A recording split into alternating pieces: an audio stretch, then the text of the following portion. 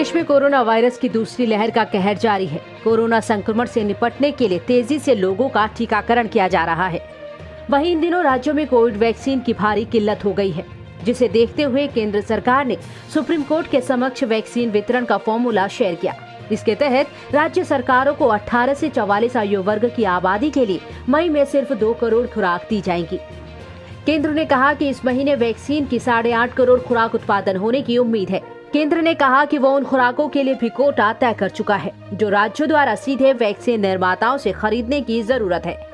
केंद्र सरकार ने कहा कि मई में 18 से 44 आयु वर्ग के लोगों के लिए राज्यों को वैक्सीन की 2 करोड़ की डोज भेजी जाएंगी, ताकि ये सुनिश्चित किया जा सके कि वैक्सीन डोज का समान रूप से वितरण हो। आपको बता दें कि कुछ राज्यों ने शिकायत की है कि उनका आवंटन अपर्याप्त है। बता दें कि सरकारी आंकड़ों के मुताबिक देश में 18 से 44 वर्ष के बीच के लगभग 59 करोड़ 50 लाख लोग हैं। बीते हफ्ते के अंत में केंद्र सरकार ने सुप्रीम कोर्ट में अपनी प्रतिक्रिया दाखिल की है। इसमें कहा है कि राज्य निर्माताओं से टीकों की खरीद कर सकते हैं। केंद्र सरकार ने वैक्सीन निर्माताओं से परामर्श करके हर राज्य की 18 से 44 आयु वर्ग की आबादी के आधार पर कोटा निर्धारित किया है। राज्य केवल तय मात्रा में वैक्सीन की डोज ही खरीद सकेंगे, ताकि राज्यों के बीच टीके की उपलब्धता में कोई असमानता न हो। केंद्र सरकार ने भारत में वैक्सीन निर्माताओं के लिए भी कुछ शर्तों को अनिवार्य कर दिया है। इसके मुताबिक व्यापक रूप से उपयोग किए जा रहे दोनों शॉट्स भारत में बनाए गए हैं। कंपनियां वैक्सीन स्टॉक की 50% आपूर्ति केंद्र सरकार को करेंगी। इसके बाद की वैक्सीन को कंपनी निजी खरीदारों और राज्य सरकारों को बेच सकती है। भारत इस वक्त कोरोना वायरस की दूसरी लहर का सामना कर रहा है। इसी के साथ वैक्सीनेशन का काम भी चल रहा है।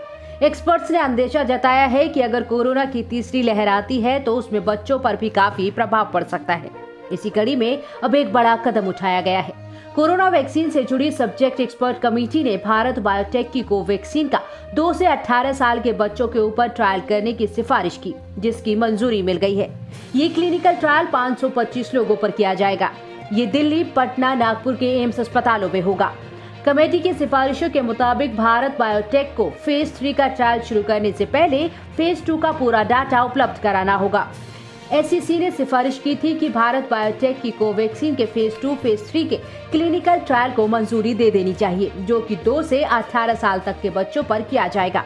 आपको बता दें कि भारत में अभी जिन 2 वैक्सीन का इस्तेमाल किया जा रहा है वो सिर्फ 18 साल से अधिक उम्र वाले लोगों को ही टीका लगाया जा रहा है।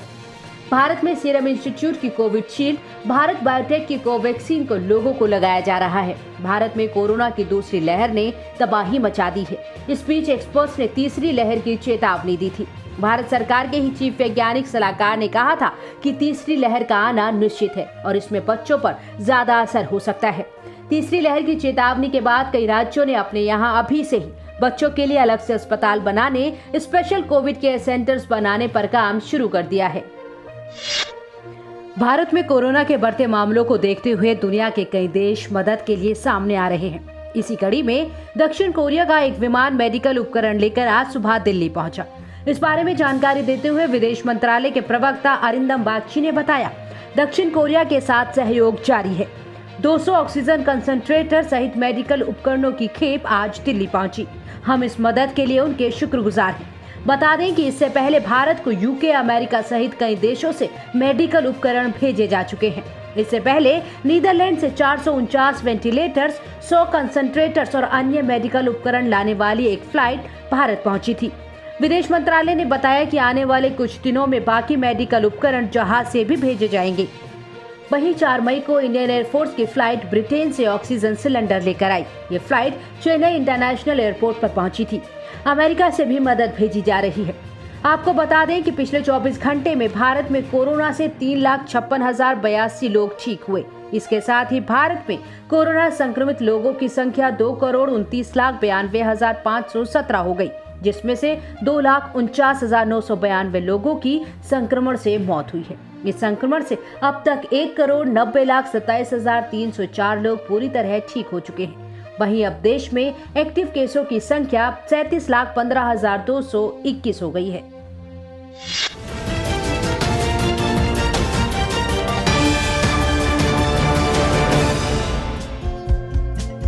हमारे चैनल को लाइक, शेयर और सब्सक्राइब जरूर करें और नई अपडेट्स के लिए बेल आइकन दबाना ना भूलें।